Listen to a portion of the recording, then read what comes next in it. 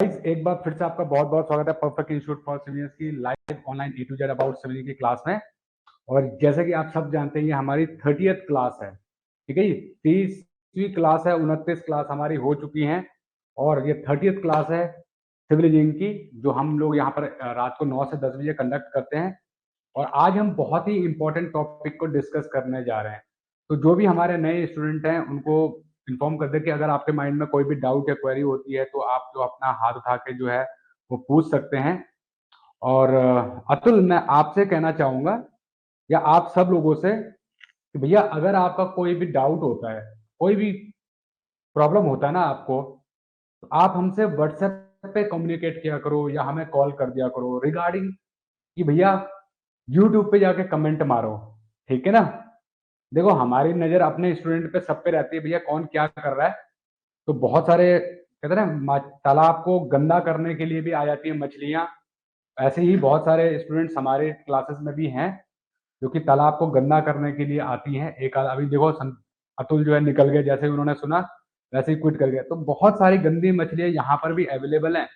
देखना चाहते हैं, आज इंडस्ट्री में देखना चाहते हैं लोग कि कैसे perfect institute for civilians live online classes करा रहा है। और आज हम बता रहे हैं दोस्तों, ये जो क्लासेस हैं ये सबसे अफोर्डेबल क्लासेस हैं सिविल कंस्ट्रक्शन इंडस्ट्री के अंदर। ए टू जेड, मतलब जैसे हमने आपको बताया 17 फील्ड की, हम आपको क्वांटिटी सर्विंग सिखाएंगे, लैंड सर्वे सिखाएंगे, क्यूएसी सिखाएंगे, प्लानिंग सिखाएंगे, डिजाइनिंग सिखाएंगे। तो उसके अलावा भी बहुत कुछ हमने इस कोर्स के अंदर जो है सीखना है। ठीक है। तो हमारा टारगेट एक ही है कि हमारी कंस्ट्रक्शन इंडस्ट्री में काम करने वाला हर एक इंजीनियर हो स्किलफुल। इसके लिए हम आपके लिए ये कोर्स रन कर रहे हैं हर रात 9 से 10 बजे। हमने एक शीट प्रिपेयर की है। जैसे कि आप जानते होंगे कि हमारा जो ये होता है, क्या बोलते हैं अपना, जब भी हम लोग कोई कंक्रीट कैलकुलेशन वगैरह करते हैं तो सबसे पहले हमें रेशोज पता होने चाहिए। रेशोज क्या होते हैं, ठीक है ना, और उनको कैसे कैलकुलेट किया जाता है, कैसे आप सीमेंट कंजप्शन वगैरह कैलकुलेट करते हो। तो यहाँ पर जो आप देख पा रहे होगे, इसको मैं थोड़ा सा और बड़ा कर देता हूँ।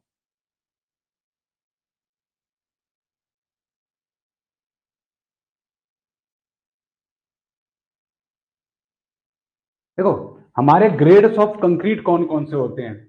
ग्रेड ऑफ कंक्रीट आपने पढ़ा होगा, M5 पढ़ा होगा, M7.5, M10, M15, M20 और M25 पढ़ा होगा। ठीक है। ये ग्रेड्स ऑफ कंक्रीट है। ये मैनुअल ग्रेड ऑफ कंक्रीट है। ये डिजाइन मिक्स नहीं है, ये हैंड मिक्स है। मतलब अगर हम बात करें, हमारे ग्रेड ऑफ कंक्रीट M30 भी होता है, 35, 40, 50, 60 तक भी जाता है, इवन मोर देन दैट भी जाता है। डिपेंड्स ऑन स्ट्रक्चरल डिजाइनर की वो क्या डिजाइन कर रहा है। ठीक है। तो ये जो हमारे कंक्रीट है M25, ये हमारे कंक्रीट M5 से लेके M25 तक जो है हमारे ग्रेड ऑफ कंक्रीट होते हैं। ठीक है। ये जो ग्रेड ऑफ कंक्रीट है, इसमें ये इनको कहा जाता है हैंड मिक्स। इनको कहा जाता है हैंड मिक्स या nominal nominal nominal mix. Nominal mix, ठीक है, नॉमिनल मिक्स भी इनको कहा जाता है। ठीक। अब ये M5, M7.5, M10, ये M क्या है, इसमें M क्या होता है, M मिक्स होता है, मिक्स। ठीक है। M मतलब होता है मिक्स। और 5 क्या है, ये है हमारा कंप्रेसिव स्ट्रेंथ। कंप्रेसिव स्ट्रेंथ, ठीक है जी। कंप्रेसिव स्ट्रेंथ मतलब कि जब आप कोई भी कंक्रीट बनाते हो, कोई भी आप कंक्रीट बना रहे हो, तो उसमें जब आप कंक्रीट बनाओगे तो उसकी जो है हम क्यूब टेस्ट करते हैं। ठीक है। 7 डेज, 14 डेज और 28 डेज में, जनरली 7 और 28 डेज के करते हैं। ठीक। तो 28 डेज पे जो आपकी ट्यूब की स्ट्रेंथ आएगी वो आएगी 5। जब भी आप हैंड मिक्स करते हो, जब भी आप हैंड मिक्स कंक्रीट बनाते हो, तो उसमें 10% जो है एज पर कोड जो है 10% एक्स्ट्रा सीमेंट मिक्स किया जाता है। 10% जो है एक्स्ट्रा सीमेंट मिक्स किया जाता है हैंड मिक्स के दौरान। मतलब अगर आपके 5 बैग लग रहे हैं तो 5 में 0.5 और ऐड कर दोगे, 10% उसका। ठीक है ना। तो ये चीजें याद रखना, 10% मतलब, हाँ ठीक। तो 10% जो है उसका एक्स्ट्रा आपको ऐड करना पड़ेगा। 5 का 10% कितना हो जाएगा, 5 जो है आपको 0.05 केजी जो है उसको एक्स्ट्रा ऐड करना पड़ेगा आपको। 10% मतलब मान के चलो 10% जो भी आप बना रहे हो उसको एक्स्ट्रा सीमेंट आपको डालना पड़ेगा। जितने भी नंबर ऑफ बैग आ रहे हैं उसमें 10% आप एक्स्ट्रा ऐड कर दोगे। ठीक है जी, ये याद रखिएगा। उसके बाद बात करते हैं, देखो एक क्यूब जो होता है, वॉल्यूम ऑफ सीमेंट क्या होता है, या volume of density of cement कहते हैं, डेंसिटी ऑफ सीमेंट। तो 1/1 मीटर का, अगर मान लो आपका 1 मीटर बाई 1 मीटर का कोई, ये आपका 1 मीटर बाई 1 मीटर का क्यूब है, ठीक है, 1 मीटर बाई 1 मीटर का अगर आपका कोई क्यूब है, ठीक, तो इसके अंदर कितना सीमेंट आएगा आपका, कितना सीमेंट आएगा, इसको हम लोग क्या कहते हैं, इसकी डेंसिटी कहते हैं, इसकी डेंसिटी। तो 1 क्यूबिक मीटर ऑफ सीमेंट में, 1 क्यूबिक में आपका कितना सीमेंट आता है, 1 क्यूबिक में आपका सीमेंट आता है 1440 किलो।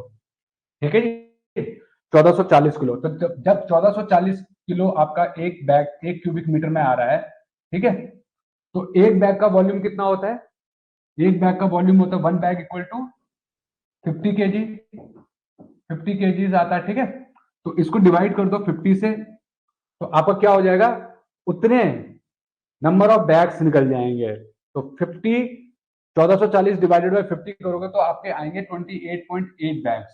तो मतलब 1 क्यूबिक मीटर में आपके 28.8 बैग्स सीमेंट के कंज्यूम होते हैं 1 क्यूबिक मीटर में। ठीक है, उसके बाद नेक्स्ट है 1 क्यूबिक मीटर, जो हमारा सीमेंट, एक बैग जो होता है, एक सीमेंट का बैग जो बोरी आता है, एक सीमेंट का कट्टा जो आता है हमारा, उसका केजी में, ये सॉरी 50 केजी का होता है वो, और उस बैग का वॉल्यूम कितना होता है, उस बैग का वॉल्यूम कितना होता है, तो एक बैग का जो वॉल्यूम होता है 1.25 क्यूबिक फीट होता है। ठीक है, 1.25 क्यूबिक फीट, उसमें जो भी मटेरियल आप डाल रहे हो तो उसका वॉल्यूम कितना होता है, एक बैग का 1.25 क्यूबिक फीट।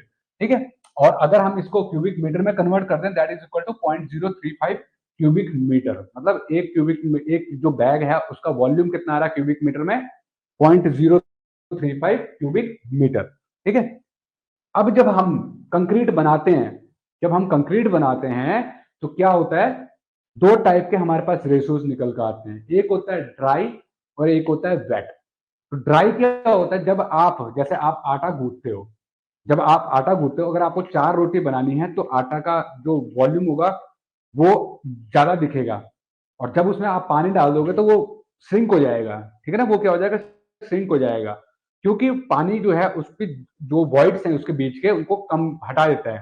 ठीक है, तो वैसे ही जब हम लोग कंक्रीट बनाते हैं तो उसमें भी क्या होता है, ड्राई वॉल्यूम हम लेते हैं और फिर वेट वॉल्यूम हमारा होता है। तो जब भी अगर हमें 1 cubic metre of wet concrete बनाना हो, 1 cubic metre of wet concrete बनाना हो, तो उसके लिए हमें ड्राई वॉल्यूम, सॉरी, हाँ, ड्राई वॉल्यूम कितना चाहिए, मतलब ड्राई कंक्रीट कितना चाहिए, 1.5 क्यूबिक मीटर, मतलब 1.5 क्यूबिक मीटर आपको चाहिए ड्राई कंक्रीट का। ठीक है, बिना पानी डाले 1.5 चाहिए, 1.54 क्यूबिक मीटर। तो जैसे ही आप उसमें पानी ऐड करोगे तो वो कितना हो जाएगा, 1 क्यूबिक मीटर इक्वल हो जाएगा। ठीक है, उसके बाद अब हमें जो है यहाँ पर, सपोज करते हैं अब हमें कंजप्शन निकालना है, मटेरियल कंजप्शन निकालना है। ठीक है, तो आप भी इस तरह की एक टेबल बना लेना, आपके काम आएगी आगे चल के, जिसमें आप इस तरह से लिख देना कि भैया इतना जो है, रेशियोज यहाँ लिख देना, सीमेंट, सैंड और एग्रीगेट। आपको पता है कंक्रीट के अंदर सीमेंट, सैंड और एग्रीगेट होते हैं, ये 3 मटेरियल हमारे होते हैं। ठीक,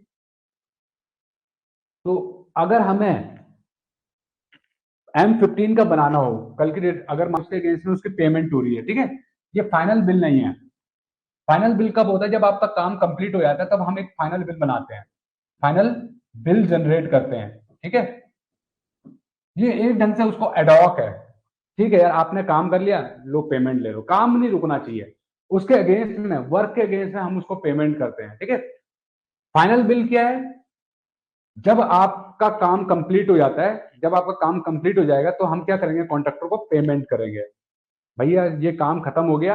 अब टोटल जो है पूरा का पूरा वर्क जो है दोबारा से एक बार उसकी क्वांटिटी को कैलकुलेट किया जाता है। ठीक है, डे 1 से लेके उस दिन तक जो है काम जो उसने किया है उसकी क्वांटिटी को दोबारा से कैलकुलेट किया जाता है। क्वांटिटी सर्वेयर जो पूरा दोबारा से उसकी क्वांटिटी को कैलकुलेट करेगा एज पर द साइट, और जो आपकी जो फाइनल जो ड्राइंग बन रही है सबमिशन ड्राइंग के हिसाब से उसकी क्वांटिटी कैलकुलेट होती है। ठीक है, उसके बाद ये तो हो गया इसका।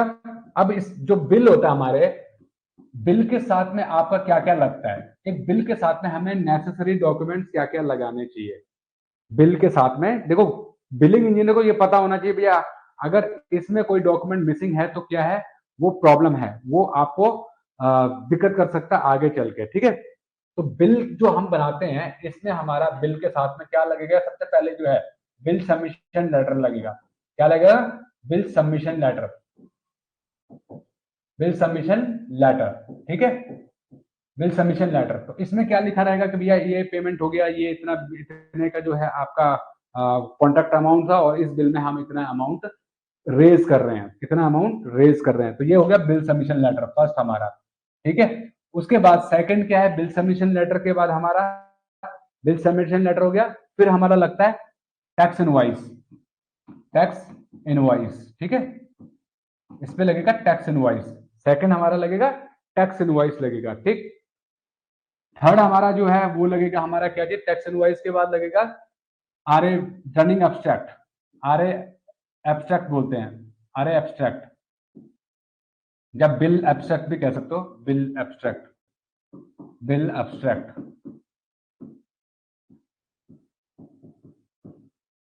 Bill abstract. फिर क्या लगेगा बिल एब्स्ट्रैक्ट के बाद, आपका बिल एब्स्ट्रैक्ट के बाद क्या लगता है, मेजरमेंट शीट, मेजरमेंट शीट्स। मैं अभी आपको दिखाऊंगा अभी एक बिल जिसमें ये सारे डॉक्यूमेंट्स लगे होंगे, ठीक है। अभी मैं दिखाऊंगा एक बिल दिखाऊंगा आपको, इसमें सारे डॉक्यूमेंट्स लगे होंगे सीरीज वाइज। फिर फिफ्थ बिल के बाद क्या लगेगा, मेजरमेंट शीट के बाद आपका लगेगा इसमें जो है जेएमआर, जेएमआर, जेएमआर क्या होता है, joint measurement record, joint measurement sheet, measurement record, record, ठीक है।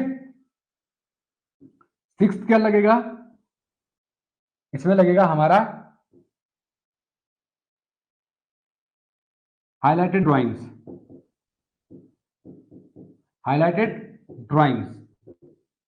हाईलाइटेड ड्राइंग्स का मतलब क्या है कि इस बिल में जो जो आइटम आप क्लेम कर रहे हो, ठीक है, कौन कौन से एरिया में आपने कौन कौन से आइटम्स को क्लेम किया है, वो आप क्या करोगे, वो ड्राइंग्स हाईलाइट करके, वो पर्टिकुलर, जैसे पीसीसी कर रहे हो, कौन अब सॉफ्ट फुटिंग्स हैं तो आपने 10 की ही क्लेम की, तो कौन कौन सी वो फुटिंग्स हैं वो आप हाईलाइट कर दोगे। कौन से कॉलम आप जो है शटरिंग क्लेम कर रहे हो तो वो शटरिंग हाईलाइट कर दोगे। कौन से आप बिम्स क्लेम कर रहे हो, बस जो भी X Y Z item claim कर रहे हो, ब्रिक वर्क क्लेम कर रहे हो, कुछ भी क्लेम कर रहे हो, तो उसकी हाईलाइटेड ड्राइंग्स आप यहाँ पर लगा दोगे। उसके बाद जो है क्या लगेगा हमारा, इंश्योरेंसेस, इंश्योरेंस, कार पॉलिसी होता है, डब्ल्यूसी होता है, वर्क कंपनसेशन पॉलिसी होता है, टीपीआई होता है, थर्ड पार्टी इंश्योरेंस होता है, या आपके जो लेबर लाइसेंस होता है, ये सारे कंप्लाइंसेस लगेंगे। उसके बाद अगर आपका साइड पे सेफ्टी वाली टीम है या क्वालिटी की टीम है, उसने कोई डेबिट नोट इश्यू किया है तो डेबिट नोट लगेंगे, ठीक है, डेबिट नोट लगेंगे। और अगर आपका कोई जो ये है कोई अमेंडमेंट अप्रूव हुआ है, या सीसीओआर अप्रूव हो रखा है, कोई आपने क्वांटिटी बीओक्यू के जो ओरिजिनल बीओक्यू था उससे कोई एक्सीड कर रहा है, तो उसका सीसीओआर जो है आप यहाँ पर, सीसीओआर जो है चेंज ऑर्डर, सीसीओआर जो है आप यहाँ पर लगा दोगे, ठीक है। तो एटलीस्ट उसके बाद जो है आपके जो आरएमसी प्लांट की जो स्लिप्स होती हैं, वो आरएमसी की स्लिप यहाँ पे लगाओगे। जो वाटर के जो एसटीपी वाटर होता है, जो जैसे आपको पता होगा, जो हम लोग कंस्ट्रक्शन में यूज करते हैं पानी, वो हम ड्रिंकिंग वाटर यूज नहीं करते हैं, वो हम एसटीपी का पानी यूज करते हैं as per the government compliance, government laws, ठीक है।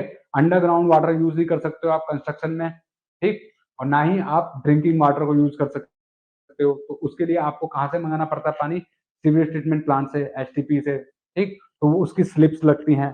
तो एटलीस्ट ये डॉक्यूमेंट्स आपके क्या होने चाहिए, आपके बिल के साथ में ये लगने चाहिए। अगर आपके ये बिल्स हैं, ये डॉक्यूमेंट्स बिल के साथ में अटैच है ना, तो आपका बिल कभी भी कहीं पे भी रुकेगा नहीं। और आपको पता होगा अब रेरा आ गया है, तो रेरा में भी हमारा बिल जाता है, जब हम लोग कोई बिल क्लेम करते हैं ना, तो रेरा को भी हम कमर्शियल प्रोजेक्ट जो भी करते हैं तो रेरा में जाता है, ठीक है। उसके बाद उसकी रिपोर्ट्स जाती हैं वहां पर, तो ये सारे डॉक्यूमेंट्स उनको भी प्रोवाइड करने पड़ जाते हैं। कई बार ऑडिट होती है तो ऑडिट में देखा जाता है कि आप जो है लॉज को फॉलो कर रहे हो कि नहीं कर रहे हो, ठीक है। तो इसलिए जो है ये सारी चीजें आपके बिल। सिविलियंस, अगर आज की डेट में हम बात करें, अगर आप सीखना चाहते हैं ऑटो कैड में ड्राइंग को बनाना, या ऑटो कैड ड्राइंग के plan, section, elevation, reinforcement drawing को पढ़ना सीखना, या सीखना चाहते हैं क्वांटिटी सर्वेइंग में एस्टिमेशन, बिलिंग, टेंडरिंग को, या सीखना चाहते हैं ऑटो लेवल टोटेशन जैसे एडवांस इंस्ट्रूमेंट को चलाना, या क्यूक्यूसी के लैब टेस्ट को परफॉर्म करना, या प्लानिंग सॉफ्टवेयर, डिजाइनिंग सॉफ्टवेयर, जियो टेक्निकल और सेफ्टी कोर्सेज के बारे में नॉलेज गेन करना, तो आपको इनमें से हर एक कोर्स के लिए दोस्तों कम से कम 5,000 रुपए पे करने होते हैं, वो भी केवल रिकॉर्डेड वीडियो क्लासेस के लिए। परफेक्ट इंस्टीट्यूट फॉर सिविलियंस लाया है A to Z अबाउट सिविलिंग कोर्स। इस कोर्स में हम आपको सीखने का मौका दे रहे हैं दोस्तों 80 से ज्यादा सिविल जॉब ओरिएंटेड स्किल और 17 से ज्यादा सिविल कंस्ट्रक्शन इंडस्ट्री की क्वांटिटी सर्वेइंग को। दोस्तों यहाँ पर हम आपको प्रोवाइड करते हैं लाइव ऑनलाइन क्लासेस प्लस 250 से ज्यादा रिकॉर्डेड वीडियो हमारी खुद की एप्लीकेशन के ऊपर सिविलिंग का सिखा रहे हैं, वो भी बहुत ही कम टाइम के अंदर, बहुत ही अफोर्डेबल चार्जेस में। दोस्तों अगर आप एक स्किलफुल सिविलियंस बनना चाहते हैं तो आज ही गूगल प्ले स्टोर से PIFC की एप्लीकेशन को डाउनलोड कीजिए। इस वीडियो के डिस्क्रिप्शन में आपको दोस्तों एंड्रॉइड और iOS दोनों के ही लिंक्स में आप बहुत ही कम टाइम के अंदर, बहुत ही अफोर्डेबल कोर्स फीस में परफेक्ट इंस्टीट्यूट फॉर सिविलियंस की एप्लीकेशन के थ्रू, और हमारे क्योंकि उसका वर्क ऑर्डर जो है वो एक्सपायर हो रखा होगा, तो उसमें आपको वर्क ऑर्डर की डेट देखनी है, ठीक है। फिर लिखा हुआ है चेक फॉर EOT मतलब एक्सटेंशन ऑफ टाइम। अगर मान लो उसका एक्सपायर हो गया, वर्क ऑर्डर एक्सपायर हो गया, तो उसके बाद जो है क्या उसने EOT लिया है, मतलब एक्सटेंशन ऑफ टाइम क्लाइंट से ले रखा है, अगर है तो वो आप देखोगे।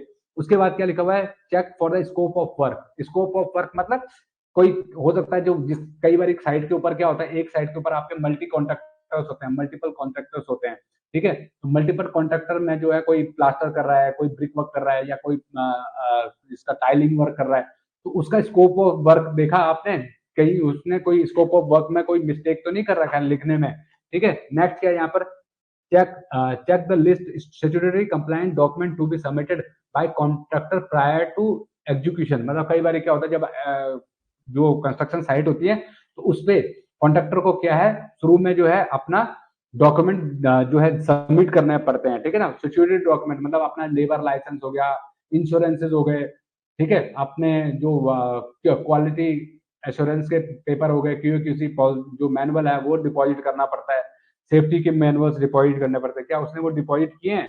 देखो इतनी डिटेल में चेकलिस्ट जाती है, ये ध्यान रखना। उसके बाद क्या नेक्स्ट क्या है, कॉन्ट्रैक्टर क्लेम टैक्स इनवॉइस। अब देखो मैंने बताया था कि जो है बिल के साथ में उसको जो है टैक्स इनवॉइस सबमिट करनी पड़ेगी, तो टैक्स इनवॉइस लगाई है उसने, अगर लगाई है तो ठीक है, नहीं लगाई तो लिख दोगे invoice to be submitted on company letter head.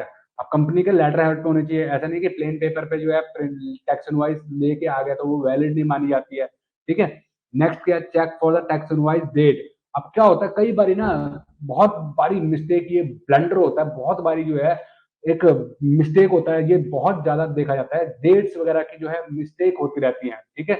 जिस दिन देखो क्या होता है जब हम किसी बड़ी कंपनी में काम करते हैं तो वहां पर ये चीजें बहुत मैंडेटरी जो है देखी जाती हैं, क्योंकि कॉन्ट्रैक्टर क्या करता है वहां पर ना डेट्स वगैरह बहुत जो है गलत कर देता है, वहां पर डेट लिखता ही नहीं है प्रॉपर। जैसे मान लो उसने 4 दिन पीछे की डेट डाल दिया, बिल आज वो ला रहा है, लेकिन उसमें डेट कौन सी डाली हुई है, 4 दिन पीछे की डेट डाली हुई है। तो जब आप बिल सबमिट करोगे तो उस दिन की डेट होनी चाहिए, क्योंकि जिस दिन आपने बिल रिसीव किया है उस दिन से आपके, जब बिलिंग टीम में बात करें तो बिलिंग टीम में क्या होता है कि एक टाइम फ्रेम होता है कि इतने दिन के अंदर आपको बिल जो है प्रोसेस करना है।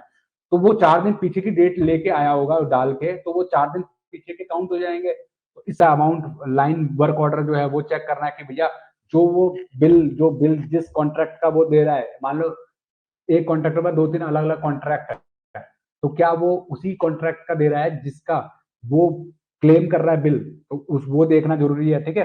फिर उसकी जो है परफॉर्मेंस बैंक गारंटी जो है उसकी वो डिटेल्स देखनी है, रिटेंशन बैंक गारंटी है उसकी डिटेल्स देखनी है, लेबर लाइसेंस है उसकी डिटेल्स चेक करनी है, कार पॉलिसी है तो उसकी डिटेल्स चेक करनी है, WC पॉलिसी है तो वो डिटेल चेक करनी है, डेबिट नोट कोई है तो वो चेक करना है, थर्ड पार्टी इंश्योरेंस है तो वो चेक करना है, जैसे मैंने बताया था STP स्लिप्स वगैरह वो है कि नहीं है, और कोई अदर कंप्लायंस डॉक्यूमेंट अगर है तो वो भी आपको इस पे लगाना है, ठीक है। तो गाइज ये जो थी ना, ये थी आज की आपकी चेकलिस्ट।